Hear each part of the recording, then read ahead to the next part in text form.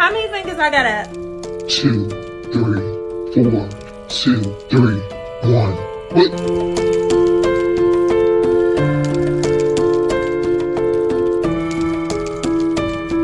In early January 2024, 34-year-old Tamisha Price was glowing with excitement. She was weeks away from meeting her baby girl, Malaysia Lini Price. Her heart was full, her dreams were big, and her future looked bright. On January 1st, she shared her joy online, writing, "Walking into 2024 with so much peace, looking forward to what God has for me and my family. My daughter will be born next month, and I can't wait to meet my baby girl." But just 3 weeks later, on January 24th, that joy was stolen. Tamisha was found lying lifeless on the ground, her unborn baby never given a chance to take her first breath. Police arrived at a home on Norton Place in Toledo, Ohio, to a scene of horror, multiple gunshot wounds, shattered dreams, and a crime that made no sense. Who would do this to a woman who was about to become a mother? What could possibly drive someone to commit such a heartless act? At first, it seemed like a crime fueled by rage, but as detectives peeled back the layers, they found something far more disturbing, a web of secrets, deception, and betrayal that ran deeper than anyone could have imagined.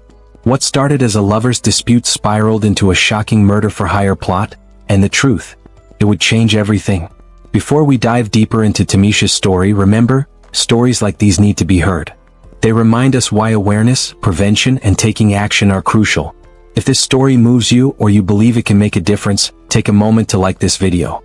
Your support helps share this message with more people who need to hear it.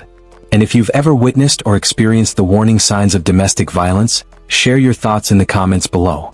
Your insight could help someone recognize the danger in their own life, or even save a life. Most importantly, share this video with your friends, your family, and anyone who needs to understand the importance of speaking up, listening, and offering support when it matters most. Click the subscribe button and turn on the notifications so you don't get to miss future stories. Together, we can build a community that supports survivors, raises awareness, and works to prevent tragedies like Tamisha's from happening again. On a cold winter morning in Toledo, Ohio, a devastating tragedy unfolded behind the closed doors of an otherwise quiet home. Tamisha Price, a woman 8 months pregnant with a baby girl, was murdered. The pain of losing her was amplified by the fact that her 2 young sons were the last to see their mother alive. But the story doesn't end with just her death. It's the story of a life violently snuffed out, and an unborn child, Malaysia Lini Price, who never had the chance to take a breath. What makes Tamisha's death even more heartbreaking is the toxic relationship she was in. A relationship that was, by all accounts, fraught with tension, lies, and abuse. Domestic violence, which affects millions, often goes unseen, hidden behind closed doors, out of sight of neighbors, friends, and family. But in Tamisha's case, it exploded into something much more. The question lingers. Was her murder a tragic crime of passion or something darker, far more calculated? In the days following Tamisha's death, the investigation revealed a toxic, volatile relationship with her boyfriend, Paris James. Evidence surfaced that painted a chilling portrait of a man who may have planned this gruesome act with cold precision. Was this a spur-of-the-moment act of rage, or was it a carefully thought-out plan? Was this the tragic end of a relationship gone wrong, or something far more badly? Domestic violence is a hidden epidemic, one that thrives in silence and shame. Tamisha's death, though, shines a light on what so many women experience behind closed doors, and her story forces us to ask the tough questions we often avoid. How do we protect those we love from this? How do we prevent it before it's too late? Was Tamisha just another casualty of a toxic relationship, or did her story have a much darker, deliberate ending? Throughout this investigation, disturbing revelations about Tamisha's relationship have come to light, showing that her life, her love for her sons, and her anticipation of her unborn daughter may have been a ticking time bomb. And now we face a chilling question. Who is responsible for this senseless loss of life? Was this a crime of passion, or was it a cold and calculated murder? As we dig deeper into the investigation, you'll hear shocking details, twisted motives, and new revelations that might just leave you questioning everything. So stay with us, because the truth behind Tamisha's death is far from simple. Tamisha Jaikira Price, affectionately known as Misha, was born on May 22, 1989 in Toledo, Ohio, to her loving parents Tyler and Stacy Price. From a young age, Tamisha exhibited a vibrant spirit and a deep-seated compassion for others. Her formative years were marked by her active participation in the youth choir, where she not only showcased her vocal talents but also developed a profound love for singing, dancing, and acting. These early experiences laid the foundation for her unwavering faith and commitment to her community. Tamisha's dedication to her faith was evident as she attended Pinewood Tabernacle Church during her childhood. Later, she became a cherished member of Upton United Methodist Church under the leadership of Bishop Pat McKinstry. Her involvement in various ministries, including the youth choir, praise dancing, and cheerleading, underscored her devotion and the joy she found in serving others. Beyond her spiritual commitments, Tamisha was a devoted mother to her two sons, Jaden Kushan and Leslie Michael. Her love for her children was evident in her daily life, as she balanced her professional responsibilities with the joys and challenges of motherhood. She took immense pride in spending quality time with her sons, ensuring they felt loved and supported. Professionally, Tamisha was deeply committed to the well-being of children and families.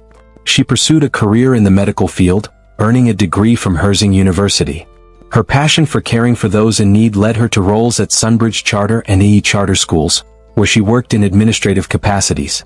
Additionally, she served as a lead case manager for a school-based program for youth with new concepts, supporting their mission to embrace, equip, and empower individuals within the community. In her personal life, Tamisha was known for her love of modeling, fashion, and travel. She had an eye for style, always dressing to impress from head to toe. Her adventurous spirit led her to explore new places and experiences, capturing these moments through photographs and videos to share with her loved ones. Her zest for life and her ability to find joy in the simple pleasures left a lasting impression on all who knew her.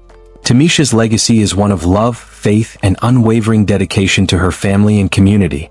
Her untimely passing has left a profound void in the lives of her sons, parents, and all who had the privilege of knowing her.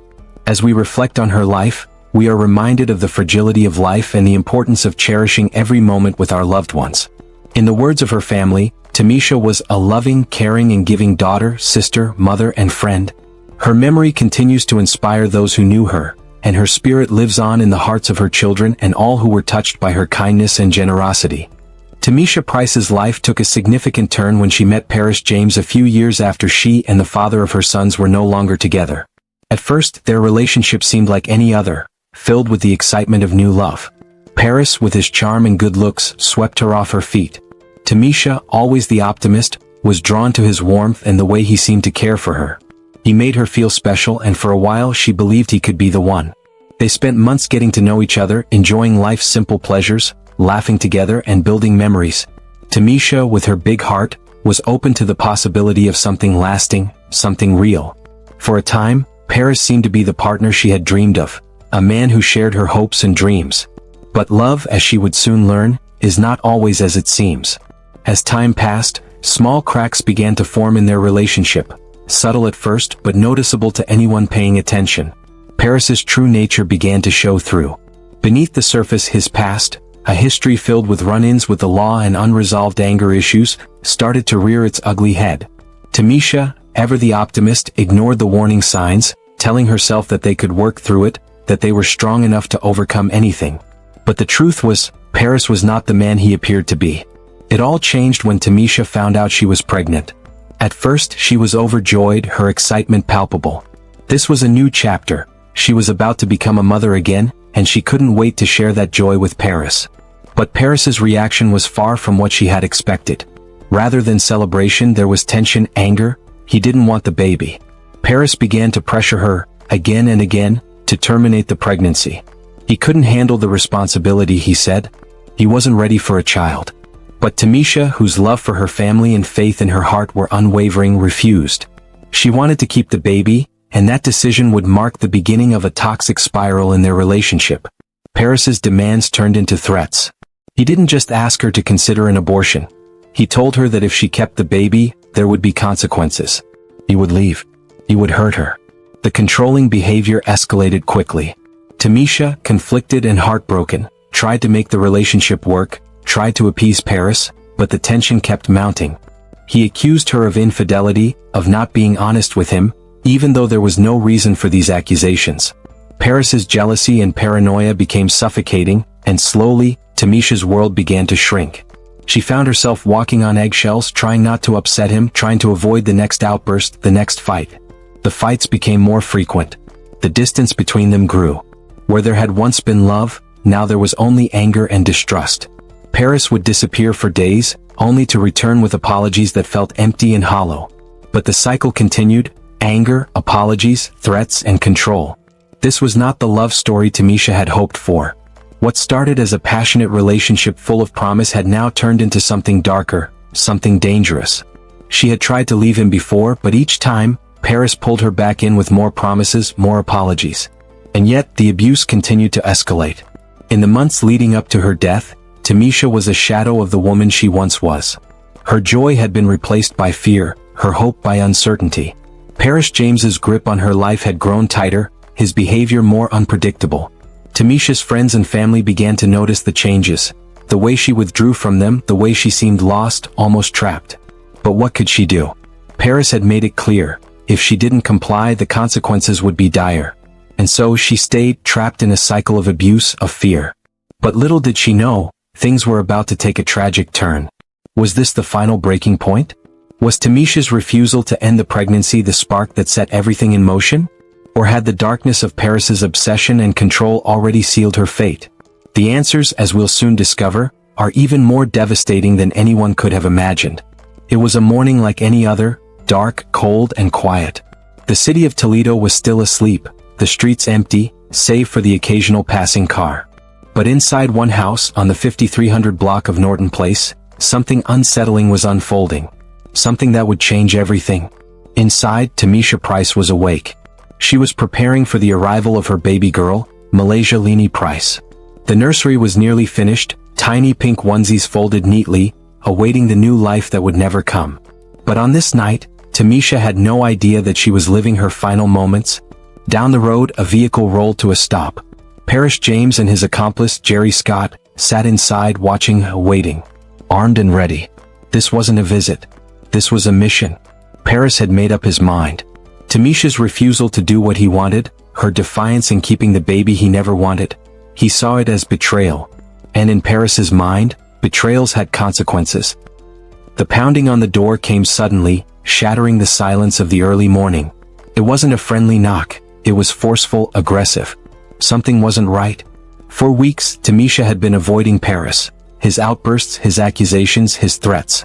But now he was here, standing outside her home in the dead of night. And he wasn't alone. What started as words quickly spiraled into screaming. Paris was furious, his voice echoing through the house. He accused her, again, of betraying him, of ruining his life. He demanded she take back her decision, that she'd fix everything. But this time, Tamisha wasn't backing down. She yells back, standing her ground. Her fear is evident, but so is her resolve. This is her baby. This is her choice. But Paris isn't listening. Jaden and Leslie, awakened by the shouting, peek through a cracked door. Their mother is arguing, her voice desperate but firm. Then, suddenly, the argument stops. A single moment of chilling silence. And then, everything stopped. A silence so thick it felt unnatural. And in that silence, a gun was drawn. Paris reaches into his waistband, pulling out a firearm. The metallic gleam catches the dim light of the hallway. Tamisha's eyes widen, her breath catches in her throat. She takes a step back, hands instinctively covering her belly. Her sons, watching in horror, saw their mother's face change. Fear. Real fear.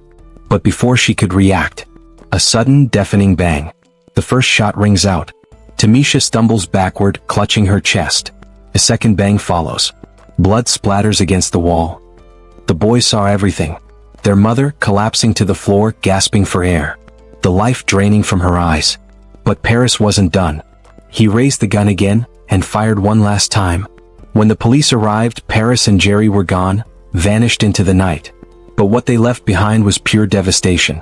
Tamisha Price was dead. Her unborn child, Malaysia, never got to take her first breath.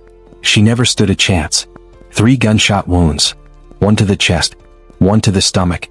1 final shot to ensure she wouldn't survive. And her 2 sons? Left to bear witness to the unthinkable. Jaden, tears streaming down his face, clutches his younger brother. Their whole world has just crumbled in front of them. In an instant, their mother was gone. Their baby sister, gone. And the man responsible? The man who had once claimed to love their mother? He had disappeared. But this story was far from over. As the police launched a desperate hunt for Paris James, the pieces of the puzzle would begin to fall into place. And the truth about what really happened that night, was even more horrifying than anyone could have imagined.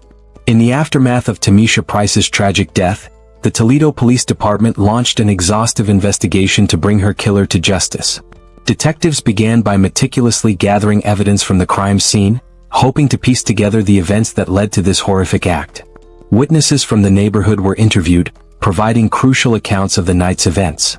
Some reported hearing a heated argument followed by gunshots, while others recalled seeing a dark vehicle speeding away from the scene. These testimonies offered initial leads but were not enough to identify a suspect conclusively. Investigators then turned to technology, reviewing security footage from nearby homes and businesses.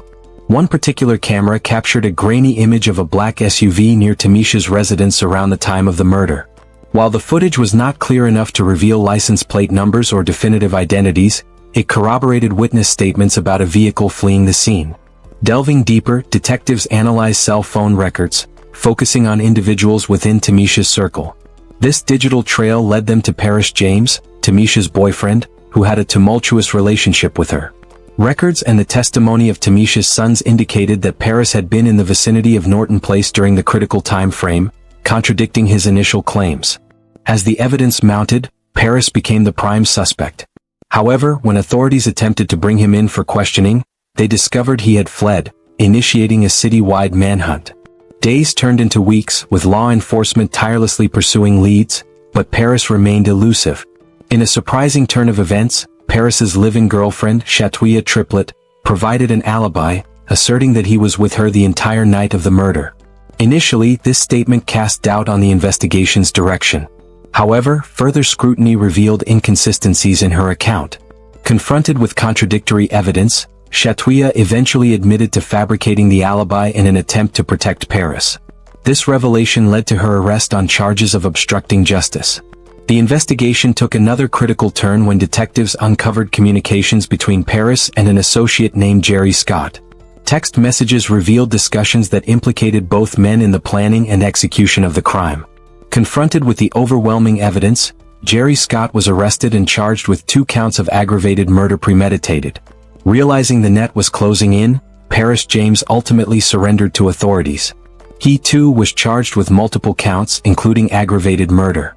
The arrests of Paris James, Jerry Scott, and Chatouilla Triplet marked significant milestones in the pursuit of justice for Tamisha and her unborn child. Legal experts have noted the complexity of this case, highlighting the challenges in unraveling the web of deceit and bringing all involved parties to justice. The combination of witness testimonies, digital evidence, and the perseverance of law enforcement played pivotal roles in solving this tragic case. As the legal proceedings continue, the community remains hopeful that justice will be served, honoring the memory of Tamisha Price and her unborn daughter, Malaysia. Following the tragic death of Tamisha Price and her unborn child, the legal system moved to hold those responsible accountable. Paris James and Jerry Scott were arrested and faced multiple charges, including aggravated murder, felonious assault, and tampering with evidence. Each charge carried significant weight, reflecting the severity of their alleged actions. As the trial progressed, the prosecution presented a compelling case, supported by witness testimonies, cell phone records, and forensic evidence. A pivotal moment occurred when DNA analysis revealed the presence of another individual's DNA on the firearm used in the crime. This unexpected development prompted the defense to argue that the presence of another person's DNA introduced reasonable doubt regarding their client's involvement. They contended that the evidence was insufficient to conclusively link James and Scott to the murder, suggesting that the true perpetrator might still be at large. In response, the prosecution countered by emphasizing the totality of the evidence. They argued that, despite the additional DNA, the combination of witness statements, digital communications, and the defendant's actions before and after the crime painted a clear picture of their guilt. The prosecution maintained that the presence of another individual's DNA did not exonerate the defendants but rather highlighted the complexity of the case. The trial's emotional intensity was palpable, with Tamisha's family and friends filling the courtroom, seeking justice for their loved one. Legal experts noted the case's intricacy, pointing to the challenges posed by the unexpected DNA evidence and the defense's strategy to leverage it. The proceedings underscored the delicate balance between ensuring a fair trial and delivering justice for a heinous crime. As the trial concluded, the jury was tasked with deliberating the evidence presented, weighing the arguments from both sides. The community awaited the verdict with bated breath, hopeful that justice would be served for Tamisha Price and her unborn daughter, Malaysia. The tragic loss of Tamisha Price and her unborn daughter, Malaysia Lini Price, on January 24, 2024, sent shockwaves through the Toledo community. The immediate aftermath was a profound period of grief, reflection, and a collective call to action. Tamisha's two sons, Jaden Kushan, 16, and Leslie Michael, 13, were left to navigate the unimaginable pain of losing their mother and baby sister. Surrounded by family, including their grandparents Tyler and Stacy Price, the boys faced a future forever altered. The community rallied to support them, understanding that their journey through grief would be long and arduous. In the days following the tragedy, vigils were held across Toledo. Hundreds gathered, holding candles and sharing memories, to honor Tamisha's life and to stand in solidarity against the violence that claimed her. These gatherings served as both a tribute and a stark reminder of the pervasive issue of domestic violence. To provide tangible support for Tamisha's children, a GoFundMe campaign was established. Organized by family friend Matthew Pally, the fundraiser aimed to assist with immediate and future expenses as Jaden and Leslie adjusted to life without their mother. The outpouring of generosity from both locals and strangers alike was a testament to the impact Tamisha had on those around her. Tamisha's death also ignited conversations about domestic violence within the community. Advocacy groups highlighted her story to raise awareness, emphasizing the importance of recognizing warning signs and providing resources for those in similar situations. Educational workshops and support groups saw increased participation, indicating a community's commitment to change. The emotional toll on Tamisha's loved ones was immeasurable.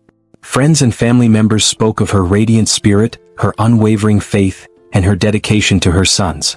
Her absence left a void that could never be filled, but her legacy inspired many to cherish their loved ones more deeply and to advocate for a safer community. In the wake of such profound loss, the Toledo community demonstrated resilience and unity. Through shared grief, they found strength, turning tragedy into a catalyst for awareness, support, and enduring change. Tamisha Price's story is more than a tragedy. It is a stark reminder of the dangers of domestic violence, the urgency of recognizing warning signs, and the heartbreaking consequences of unchecked control and abuse. A young mother was taken too soon, her unborn daughter never given the chance to live. And now the fight for justice continues. We want to hear from you. Do you believe justice will be served? How do you think the new DNA evidence will impact the trial? Do you think there are still unanswered questions in this case? Let us know in the comments below. If you or someone you know is experiencing domestic violence, help is available. You are not alone. There are people who care, people who will listen, and people who will help. Check the description for helpline. One voice can spark a conversation. One conversation can ignite change. By sharing this story, you are helping bring awareness to an issue that affects millions. You are giving a voice to the victims who can no longer speak for themselves. Like this video if you believe justice must be served. Leave a comment to share your thoughts on the case. Share this video to spread awareness. Subscribe for more true crime stories and in-depth investigations. Tamisha Price was more than a victim. She was a mother, a daughter, a friend, a woman with dreams. Let's make sure her story is never forgotten.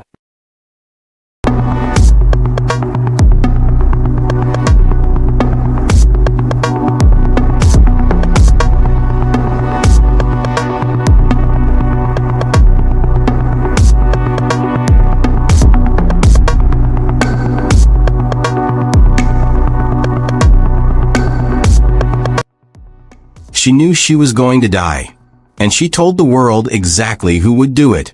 Crystal Evans wasn't just afraid. She was certain. Certain that her life was in danger. Certain that the man she once loved would kill her. Certain that no one would stop him. She begged for help. She filed police reports. She got restraining orders. She went to court. Over and over again, she tried to save her own life. But no one listened. And so, on September 13th, 2024, just one day after her divorce was finalized, she stepped out of a courthouse, thinking she was free. She was wrong. Her killer was waiting. He knew exactly where she would be. And when she reached her car, he raised his gun and pulled the trigger. Her crime? Leaving a man who refused to let her go. Her punishment? A system that failed her at every turn. Why wasn't she protected? How did the justice system allow this to happen? And why was her murderer given days to turn himself in, when he should have been arrested immediately? Was this a tragic mistake or something far worse? Welcome to True Crime Tales HQ. I sincerely thank you, my esteemed viewers, most especially my subscribers, for your endless support. At True Crime Tales HQ, where we share true told and untold crime stories. Please don't forget to subscribe if you are yet to subscribe to this channel. Before we dive deeper into Crystal's story, remember, stories like these need to be heard. They remind us why awareness and action matter. If this story moves you or you believe it can make a difference, please take a moment to like this video. It helps spread this message to more people who need to hear it. And if you've ever witnessed or experienced the warning signs of domestic violence, share your thoughts in the comments below. Your insight could help someone recognize danger in their own life, or even save a life. Most importantly, share this video with your friends, your family, and anyone who needs to understand the importance of speaking up and listening when it matters most. Together, we can build a community that supports survivors, raises awareness, and works to prevent tragedies like this from happening again. Thank you for watching. Crystal Evans, born in the Dominican Republic to parents who came to America seeking a better life. She was the kind of woman people gravitated toward. She had warmth about her, something in the way she laughed, in the way she spoke, that made you feel like you'd known her forever. She wasn't just friendly. She was genuine. The kind of person who'd stop everything to help a friend in need. The kind of mother who put her children above all else. The kind of woman who believed in second chances, even for people who didn't deserve them. She was 44 years old. A mother, a real estate agent, and an entrepreneur. A woman who had built a life for herself. One filled with love, ambition, and resilience. She had fought through hardship before, fought hard. And she had always come out stronger. But the kind of fight she faced in her final days was different. This wasn't something she could outwork or outlast. It wasn't something she could fix with determination or kindness. This was a battle against something far more dangerous, something cruel, relentless, and terrifying. And she knew it. Long before her final moments, Crystal Evans had been living in fear. A fear that followed her everywhere. That crept into her thoughts at all hours of the night. She didn't just suspect that something terrible was coming, she knew. Because she had been warning people, over and over again on her social media. And yet, despite all of her cries for help, despite all of the legal steps she took to protect herself, Crystal found herself standing on a path she could not escape. But before we talk about her final days, before we dive into the fear, the warnings, and the tragic failure of the justice system, let's talk about who Crystal was before any of this.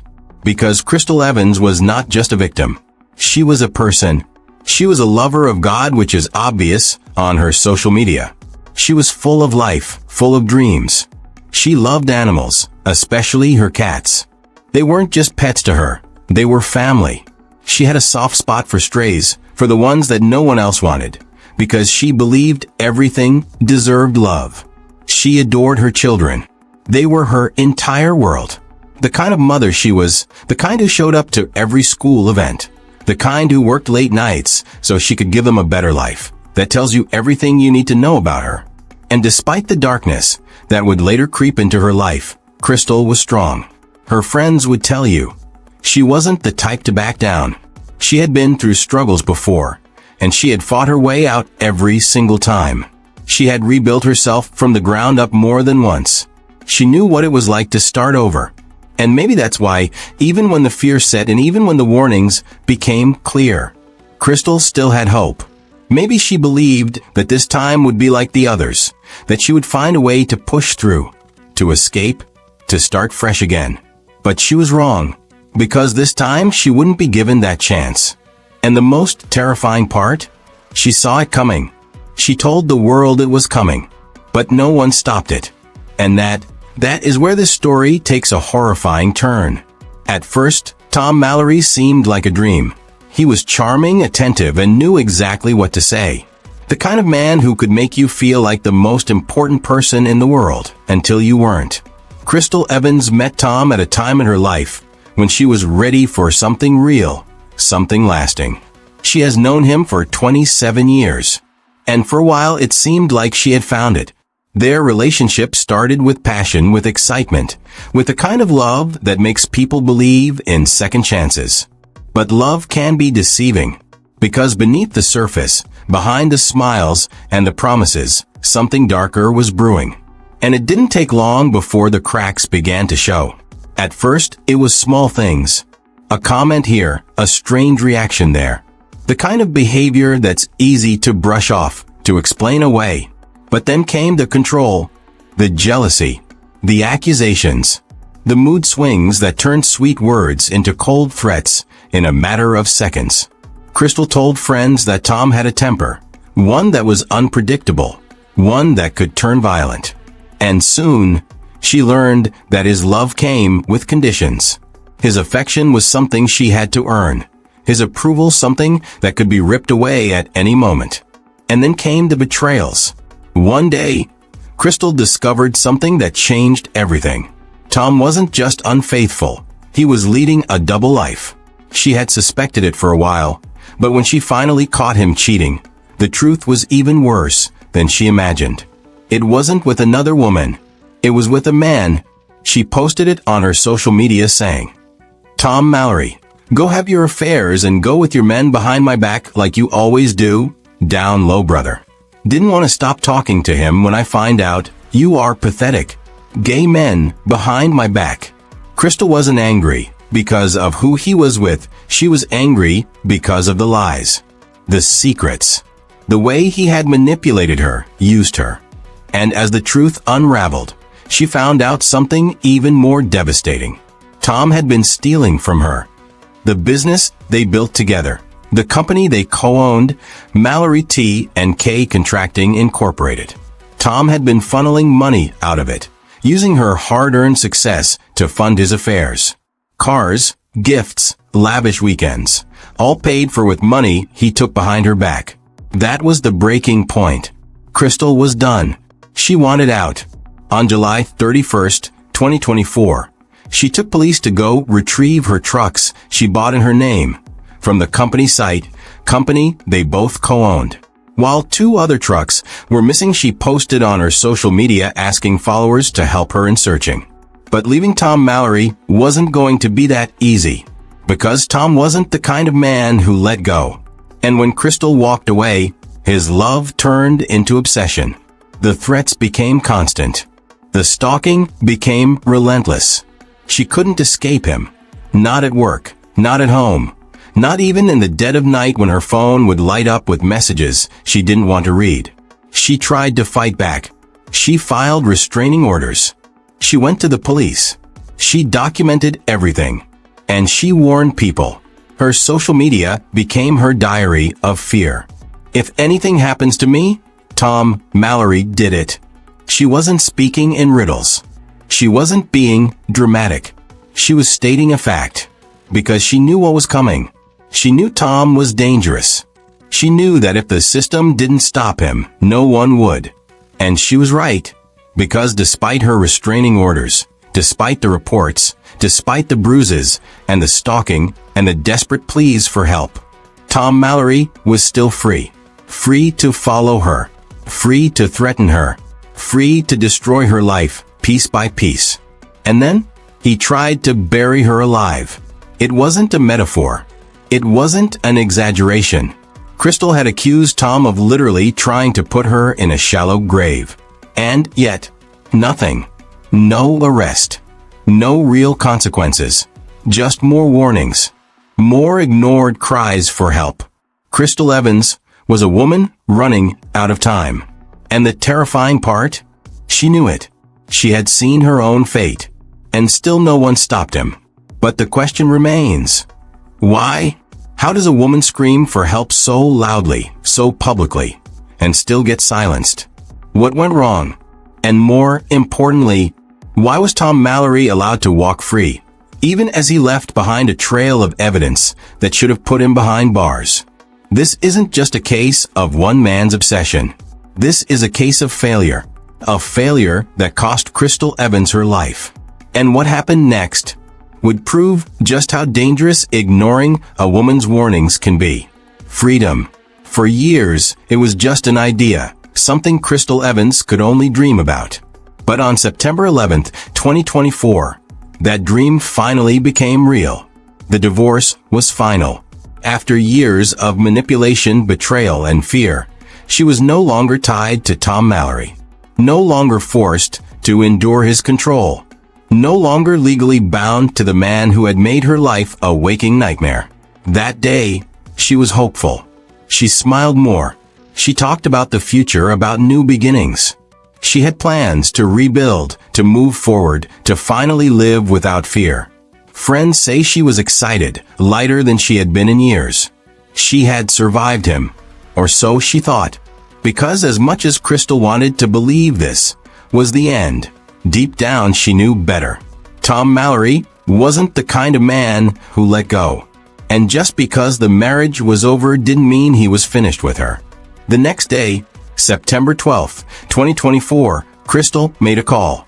Her voice was shaking, desperate. She wasn't paranoid. She wasn't overreacting. She knew something was wrong. Tom had been watching her, stalking her. He was always there, lurking in the shadows, waiting. She called the sheriff's office, pleading for protection. She told them she was afraid. She told them he was dangerous. She told them she knew he was going to hurt her. And what did they do? Nothing. They dismissed her, treated her like just another woman in a bad breakup. Like another voice in a system that had already failed her time and time again. Crystal hung up the phone, knowing she was on her own. And she was right. The next day, September 13, 2024, Tom Mallory stood in court. This wasn't his first time in front of a judge. Crystal had tried so many times to make the system see what he was. That day, he was facing domestic violence charges. A chance, finally, for the law to do what it should have done long ago. The judge had a decision to make. And they made the wrong one. A warrant was issued for Tom's arrest. But instead of taking him into custody right there, right when they had the chance, they gave him time. Time to turn himself in. Time to walk out of that courtroom a free man. Time to do what Crystal had been warning everyone about for months. That moment, that single decision, cost her everything. Because while the system gave Tom Mallory the luxury of turning himself in on his own time, Crystal Evans was running out of hers. And within hours, she would be dead. September 13th, 2024. It was a Friday. Crystal Evans stepped out of the courthouse at exactly 12:30 p.m. The sun was high, the afternoon heat pressing down, but she barely noticed. Her mind was elsewhere, still replaying everything that had happened inside. The warrant, the judge's decision, the moment Tom walked out of that courtroom, free to do whatever he wanted. Maybe she felt it then, that gut-wrenching instinct, that deep, primal fear telling her that something wasn't right. Or maybe she was just too exhausted to feel anything at all. She pulled her bag close to her body and walked toward the parking lot. Her car was just a few steps away. Almost there, she didn't see him, but he saw her. Tom Mallory had been waiting. Somewhere in that parking lot, hidden in plain sight, he had been watching her. Waiting for the moment she'd walk out. Waiting for the moment she'd be alone. And the second she reached her car, he made his move. Before Crystal could react, he pulled up beside her, rolled down his window, and raised the gun. No argument. No last words. No hesitation. Just the deafening sound of the first gunshot. The bullet tore through her chest, the impact forcing her backward. She gasped, her hands flying up instinctively, as if she could somehow stop what was already happening. But Tom wasn't done. Another shot. Then another. And another. The echoes of gunfire filled the parking lot, cutting through the normal sounds of the city. By the time it was over, Crystal was slumped against her car, blood pooling beneath her, her body still. Tom sat there for a moment staring. The woman he once controlled, the woman who had defied him, the woman who had finally broken free, was gone. But if he thought this was the end, he was wrong. Because people had seen everything. The witnesses. The panicked voices screaming for help. The flood of 911 calls reporting the gunfire. Police were on their way. And Tom Mallory? He knew it. He hit the gas, speeding out of the courthouse parking lot, weaving through traffic as sirens blared in the distance. But he wasn't running. Not really. Because in his mind, there was only one way this was going to end. If he couldn't have Crystal, if he couldn't control her in life, then he would control how his own story ended. At least, that's what he thought. Somewhere along the highway, as the flashing lights closed in, Tom raised the gun to his own head. One last act of control. One final escape. He pulled the trigger. But fate had other plans. Because, unlike Crystal, Tom Mallory survived. The news spread fast. By nightfall, Crystal Evans' name was everywhere. The headlines. The social media posts. The candlelit vigils. Another woman murdered by the man she had begged the system to protect her from. Another name added to a growing list of victims who saw their fate coming, who screamed for help, only to be ignored. For Crystal's family, the pain was unbearable. Her daughter, Precious Evans, was the first to speak out. She had lost her mother, her rock, her best friend. And now, she was left with only questions. Questions that no one in power seemed willing to answer. How many reports had Crystal filed? How many times had she called the police? How many warnings had she given? Clear, undeniable warnings that named Tom Mallory as her future killer. And yet, nothing had been done. Not when he stalked her. Not when he violated the restraining order. Not even when she stood in a courtroom less than an hour before her murder, watching a judge issue a warrant, only to let Tom walk free. For Precious, grief quickly turned into anger. And she wasn't alone. The outrage spread like wildfire. Thousands of people shared Crystal's story, posting screenshots of her final warnings. The desperate messages where she told the world exactly what was going to happen. If anything happens to me, Tom Mallory did it. Those words, written days before her murder, became a rallying cry. And soon, people weren't just talking about Crystal. They were talking about the system that failed her. The system that fails so many victims of domestic violence. Within days, vigils were being held across the state. Hundreds gathered outside the courthouse, where she was killed. Candles lit the steps. People held signs demanding change. Survivors came forward, sharing their own horror stories. Stories that sounded eerily similar to Crystal's. Stories of being ignored. Of being dismissed. Of watching their abusers walk free, no matter how many times they begged for help. And then, just as public pressure was reaching its peak, the sheriff's office released a statement. They denied any wrongdoing. According to them, Crystal had never requested an escort from the courthouse that day. They claimed she never expressed immediate fear for her life. And the judge? The one who allowed Tom Mallory to turn himself in later, instead of taking him into custody on the spot. He refused to comment. To the public, it felt like a slap in the face. Because how much more proof did Crystal need to provide? How many more times did she have to say she was in danger? How many more victims would have to die before someone in power actually listened? The outrage only grew louder. People flooded the sheriff's office with calls. Protesters lined the streets, demanding answers. And Precious Evans, still grieving, still trying to make sense of her mother's brutal murder, made a promise. She would not let her mother's story be forgotten. She would not let the system sweep this under the rug. Crystal Evans spent her final days fighting for her own life. Now it was time for someone to fight for her. But would it be enough? Would her murder finally be the wake-up call that forced the system to change? Or, like so many others before her, would Crystal's name eventually become just another statistic? The world was watching. And this time, silence would not be an option. The numbers don't lie. Every year, thousands of women are murdered by their partners. Not strangers. Not random criminals in the night. The men who once told them I love you.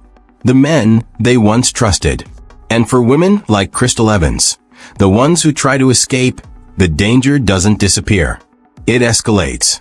Because leaving isn't the end. For many, it's the most dangerous part. Studies show that a woman is most likely to be killed in the weeks after leaving an abusive partner. That moment, the moment she finally breaks free, isn't when she's safest. It's when she's at greatest risk. Crystal Evans knew that. She had seen the statistics. She had lived in fear of what Tom Mallory was capable of. She had done everything she was supposed to do. She got a restraining order. She reported him to the police. She even stood in court, hoping the legal system would step in before it was too late. But it wasn't enough, because time and time again, the same mistake is made. A restraining order isn't a shield. A police report isn't a guarantee of safety.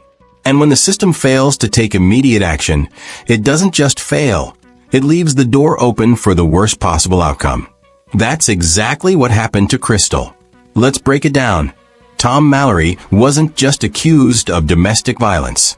He had a history of abuse, a paper trail of threats, a series of escalating behaviors, each one more dangerous than the last. When Crystal told the police he was stalking her, what did they do? Nothing. When she reported that he violated his restraining order, what happened? Nothing. And when a judge finally issued a warrant for his arrest, after she stood in court, terrified for her life, what did they do? They let him go. They let him go. Instead of arresting him on the spot, instead of removing the immediate threat, they allowed him to turn himself in later. As if he were a man accused of a simple misdemeanor. As if he hadn't spent the last several months proving, over and over again, that he was capable of the worst. And Crystal, the woman who had done everything right, she left that courthouse alone. No police escort. No protection. Not even a second thought from the people who were supposed to keep her safe. And just minutes later, she was dead. So the question is, what should have been done differently? How many red flags had to be ignored before someone finally saw the truth? Should Tom Mallory have been arrested immediately? Absolutely. Should Crystal have been granted police protection when she asked for it? Without a doubt. But the real issue? The real failure? It wasn't just about Crystal. It was about a system that consistently underestimates the danger of domestic violence.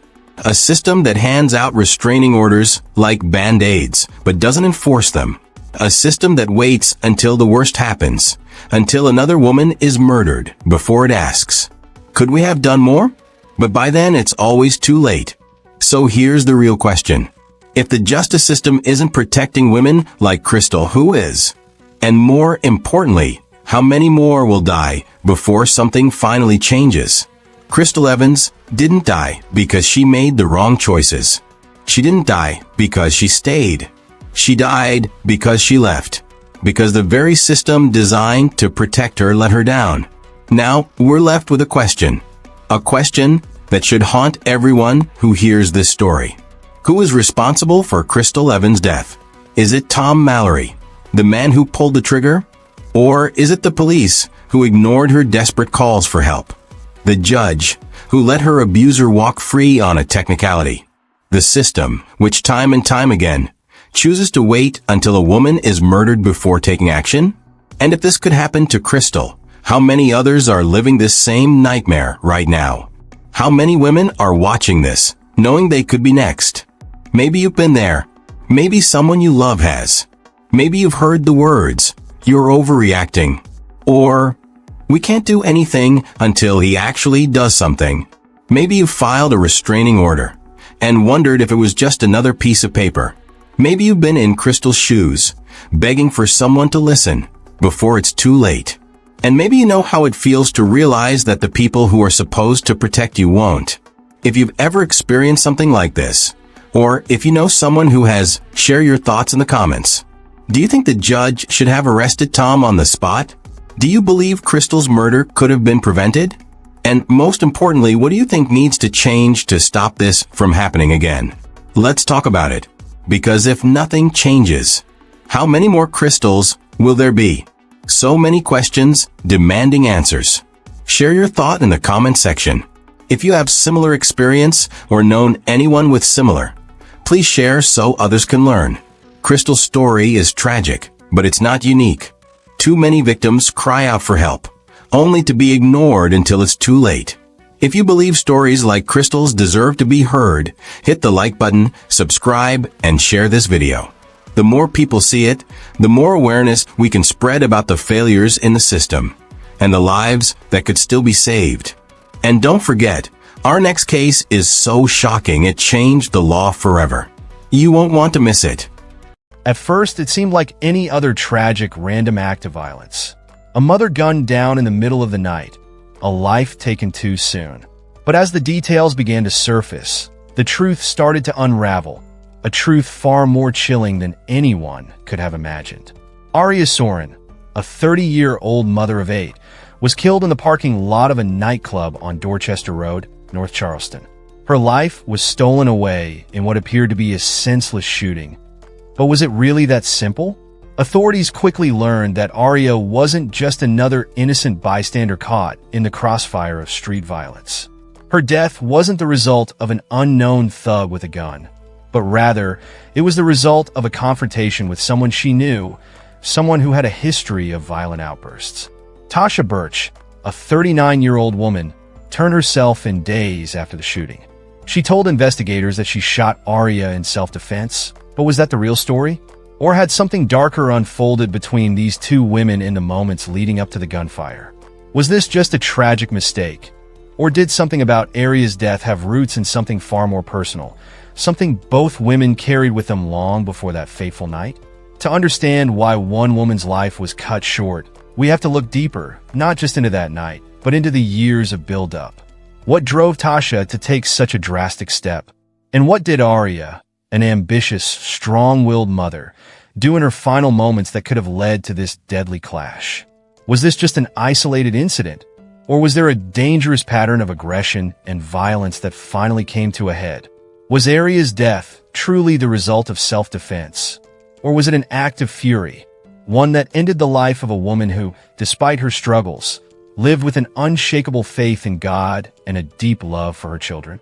Stick with us as we dig deeper into the lives of these two women, their pasts, their choices, and the shocking moment that changed everything.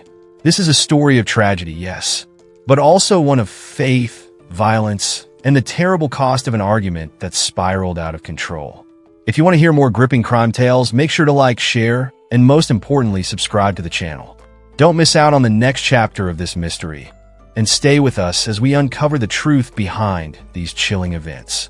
Before Aria Soren became a victim in a violent confrontation, she was a woman who, by all accounts, lived her life with purpose. Aria had dreams, a family, and a deeply rooted faith that shaped who she was. Raised by her grandmother, Vivian Ferguson, Aria's early life was one of love, guidance, and a strict sense of right and wrong. Vivian Ferguson, a woman whose faith and wisdom were the backbone of the Soren family, took Aria in at a young age, raising her with values that many might call old-fashioned today. Vivian was a woman who believed deeply in the teachings of the church and the importance of family. From the moment Aria was born, she was surrounded by this unwavering support. Vivian taught Aria the importance of forgiveness, hard work, and most importantly, faith in God. Every Sunday, the two would attend church together, where Aria learned the teachings of Jesus Christ, lessons that would guide her even in the toughest times.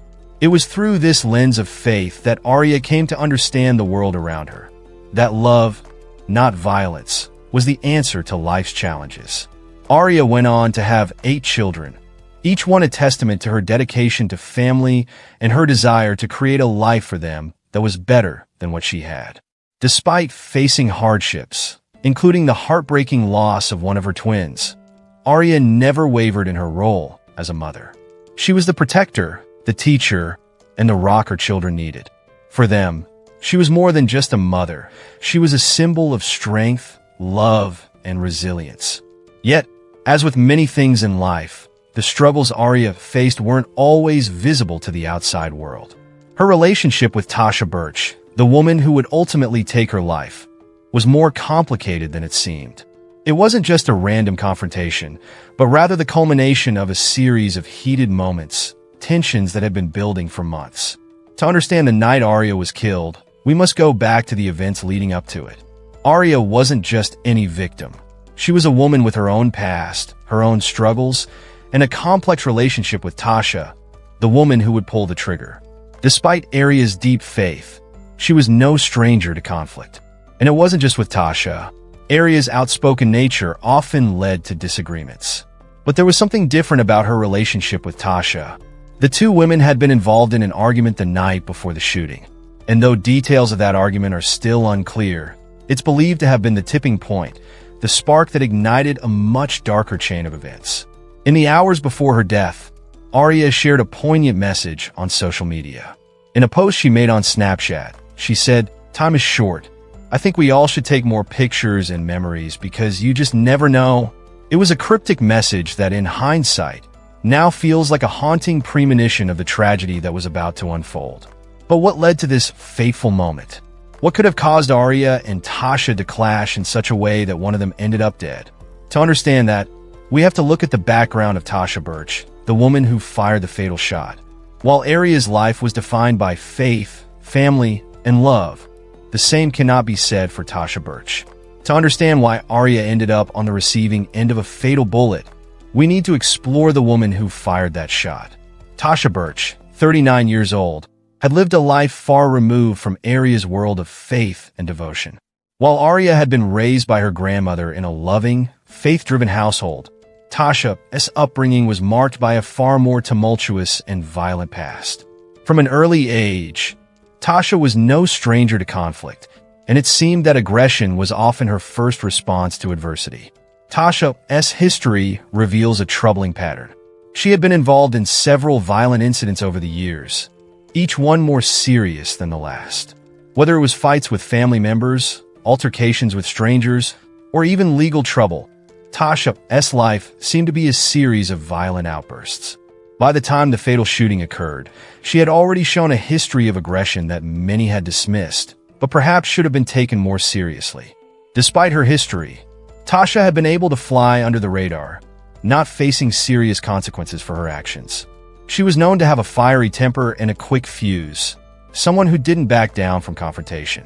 She had been in and out of relationships, each marked by tension and disputes, and her friends and family described her as someone who could be charming one moment and explosive the next. And yet, there was another side to Tasha that wasn't as readily apparent. She had children of her own, and though her violent tendencies were well known, she would often express regret for her actions, especially when it came to her kids. She wanted to be a good mother. But the question remains, could a person who had already displayed such violent behavior really control her impulses in the heat of an argument? As the days went by leading up to the shooting, tensions between Tasha and Arya had been escalating. The two women were not strangers. They had crossed paths before. Their relationship was complicated, marked by tension, misunderstandings, and, at times, open conflict. Tasha's violent history wasn't just an abstract thing. It was a constant presence in her life. It was only a matter of time before her temper flared again. This time, it would be during an argument with Arya, a confrontation that would end in tragedy. But what sparked this deadly argument? And what went wrong in that parking lot on the night of July 28th? Could it have been the result of a simple disagreement? Or was there something more to their relationship? Something darker that finally came to the surface? What was it about that night that pushed Tasha to make a decision that would cost Arya her life?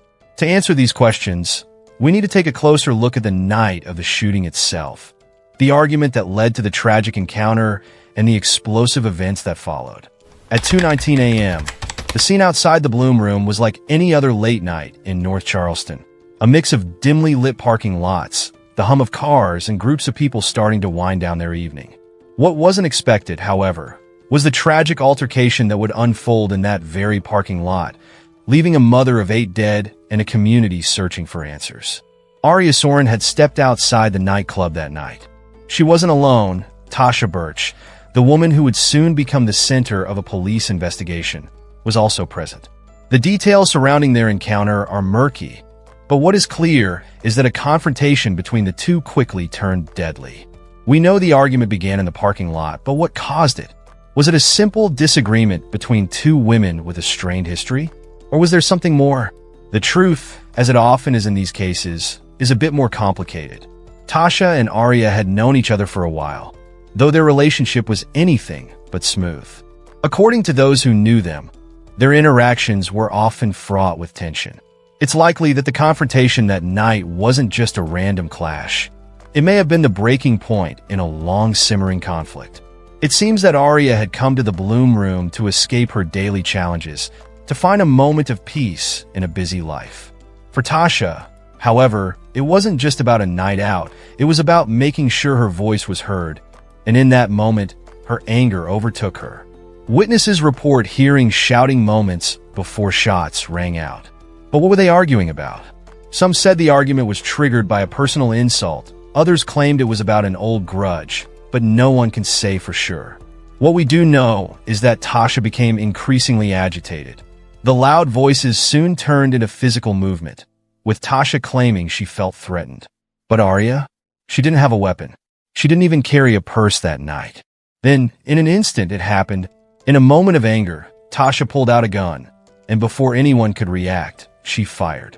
A single shot echoed through the parking lot, followed by a series of panic moments, confusion, and then silence.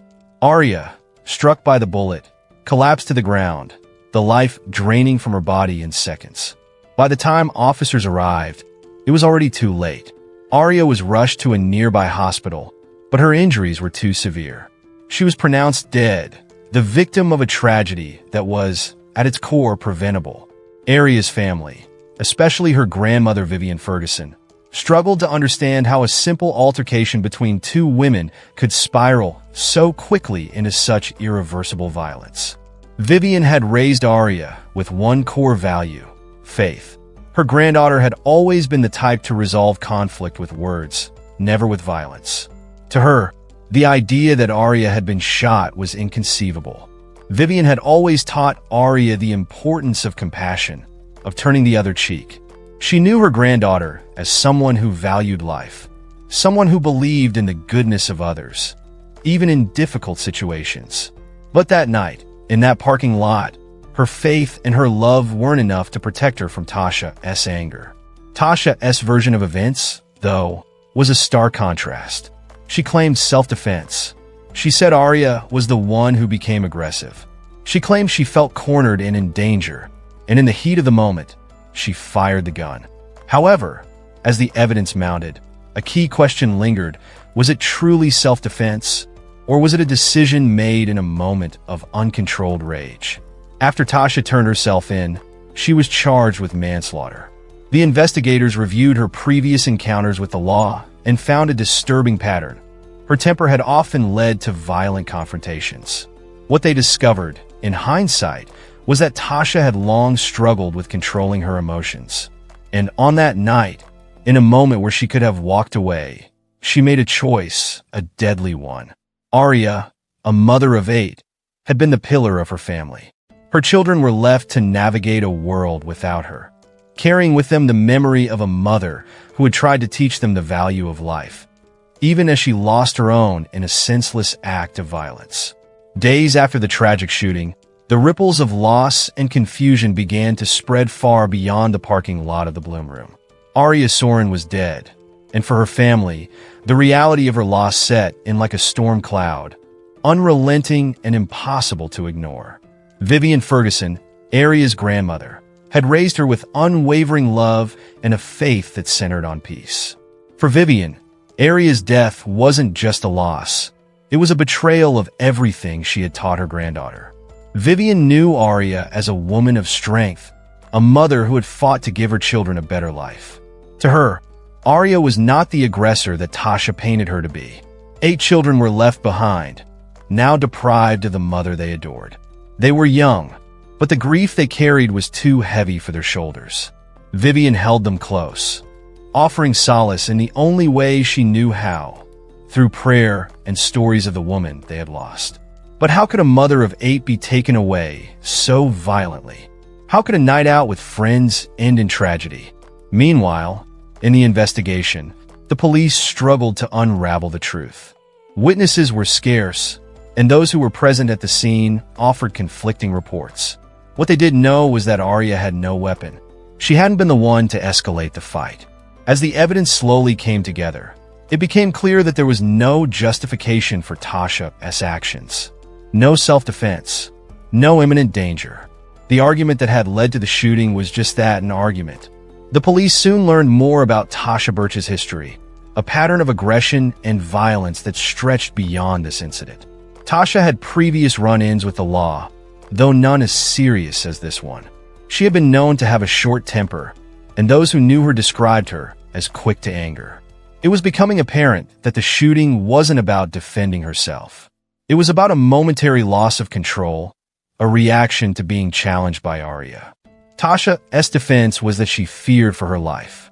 But as the investigation continued, the inconsistencies in her story became more evident. No one could confirm that Arya had been armed or even threatening in any way. Arya's family and friends knew her better than anyone. She wasn't the type to provoke a violent encounter. What was even more unsettling was Tasha's history. She had been involved in previous altercations, some involving threats and violent outbursts. Yet, none of these incidents had escalated to the point of lethal force. It was clear that for whatever reason, Tasha felt the need to end this disagreement with a gun. Vivian Ferguson wasn't one to back down. Despite the grief, she immediately started demanding justice for Arya. For her, this wasn't just about mourning the loss of a granddaughter. It was about holding Tasha accountable for taking the life of someone who was simply trying to live. Vivian would not let Arya's legacy be tarnished by lies or distorted truths. In every interview, in every press release, she spoke of Arya's character, of a woman who loved her children, who loved her community, and who didn't deserve to die like this. On August 11th, 2023, Tasha Birch turned herself into the authorities. She was arrested and charged with manslaughter, as well as possession of a deadly weapon during the commission of a violent crime. The charges were serious, but the question remained: would the justice system hold Tasha accountable for ending Arya's life? Months after Arya Soren's tragic death, the case entered the most crucial phase: the legal battle. The fight for justice had already taken its emotional toll on Arya's family. But what was about to unfold in the courtroom would challenge their resolve even more. Arya's family was relentless in their pursuit of justice. They couldn't fathom how Tasha Birch, someone they believed was directly responsible for their loved one's death, could be allowed to evade true accountability. The courtroom became the battleground where they would fight for the truth to be heard. Vivian Ferguson, Arya's grandmother, was the emotional heart of this fight. As the mother of Arya's mother, Vivian had been the guiding force in Arya's life. Her unwavering faith and deep love for Arya fueled every word she spoke in court. But there was one thing Vivian would never forget. Arya's tragic death didn't come from a moment of self-defense. It came from a moment of reckless, impulsive violence. Tasha Birch's defense team stood firm in their claims that Tasha had acted out of fear. The argument was clear. In that moment of confrontation, Tasha was defending herself against a perceived threat. But as the trial continued, cracks began to appear in this narrative. Eyewitnesses were adamant that Arya was not a violent person, and there was no indication that she had initiated the conflict. Eyewitness testimonies were key in challenging the defense's claims. The people who had been present that night painted a different picture, one of a heated argument that quickly escalated when Tasha lost control. What started as a verbal exchange between the two women rapidly turned into an act of violence, a single gunshot that changed everything. Tasha's choice to pull the trigger wasn't driven by fear, but by something else, a quick decision to silence the conflict forever. And then there was Tasha's history. Evidence of previous violent outbursts surfaced in the courtroom.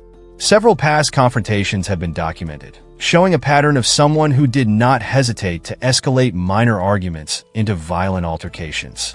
It became increasingly clear to the jury that Tasha's actions that night weren't an isolated incident. They were the culmination of a temper that had flared many times before. Vivian Ferguson, standing outside the courthouse, spoke of her disbelief. "She was my granddaughter," she said. "She didn't deserve to die like that." Vivian couldn't understand how someone like Tasha could so casually end another person's life. For Vivian, the question wasn't whether or not Tasha was afraid. It was whether Tasha had the right to make the split-second decision to take someone's life over a disagreement. The prosecution, now with mounting evidence against Tasha, delivered a powerful closing argument. They painted a picture of a woman who had let her temper dictate her actions, someone who felt entitled to resolve a minor argument with lethal force. The prosecutor emphasized that this wasn't a case of self-defense. It was a case of unjustifiable violence. Tasha's defense tried to sway the jury, arguing that her actions were driven by fear, a sudden and overwhelming sense of danger. They begged the jury to consider that in a heated moment, anyone might make a decision they later regret. But despite the defense's efforts, the testimony from witnesses and Tasha's violent history seemed to overshadow any claim of self-defense. With all the evidence presented and emotions running high, the jury began their deliberation. It was now up to them to decide. Was this an act of self-defense? Or was this the result of reckless, impulsive violence that cost Arya Soren her life? For Vivian, this moment was a test of faith. After all that had happened, all the heartbreak, could the justice system truly deliver accountability? Could the people who had taken her beloved granddaughter from her really face the consequences? With the weight of this decision on their shoulders, the jury filed back into the courtroom. What would they say? What would the verdict be? The truth, it seemed, was still within reach, but would the law see it? The moment of truth had finally arrived. After days of intense testimony, emotional outbursts, and mounting pressure, the jury had reached its decision. What would the outcome be? Would justice be served for Arya Vivian Soren? Or would Tasha Birch walk free, her deadly actions explained away as self-defense? The air in the courtroom was thick with anticipation as the doors opened, and everyone held their breath, waiting for the verdict. The judge called for silence. All eyes were on the jury foreman as he stood, papers in hand, ready to deliver the decision that would change everything. The fate of Tasha Birch, the woman accused of taking a mother of 8 from her children, now rested in their hands. The foreman's voice echoed throughout the courtroom, the words resonating with every person present. "We, the jury, find the defendant, Tasha Birch, guilty of manslaughter." The room seemed to freeze for a moment, as the weight of that single word hung in the air. Manslaughter, an admission of guilt, but not the full measure of justice that many had hoped for. For Arya's family, the verdict was bittersweet. Relief flooded their hearts at the conviction, but it was tempered by the realization that Tasha would not face the harsher charges of murder. Manslaughter, an acknowledgement of the loss, but not of the severity they felt Arya's death deserved. Vivian Ferguson, Arya's grandmother, held herself together as the verdict was read, but the pain was undeniable. The justice they had hoped for was elusive. Tasha Birch, sitting stone-faced as the verdict was delivered, showed no sign of emotion. It was as though the years of legal proceedings, the endless hours spent defending her actions, had led to this moment, this compromise between justice and tragedy. For Tasha, the conviction was a reminder of the consequences of that fateful night, but it was not the total loss she had feared. Manslaughter carried a significant sentence, but not the same weight as murder. The courtroom was filled with mixed reactions. Some members of Arya's family embraced each other, grateful that Tasha would not be allowed to walk free. But others, like Vivian Ferguson, felt a deep sense of injustice. They had lost Arya in the most brutal way, her life snatched away, leaving her children to grow up without their mother. And now, despite the conviction, they still felt that the justice they had fought for didn't fully match the magnitude of their loss.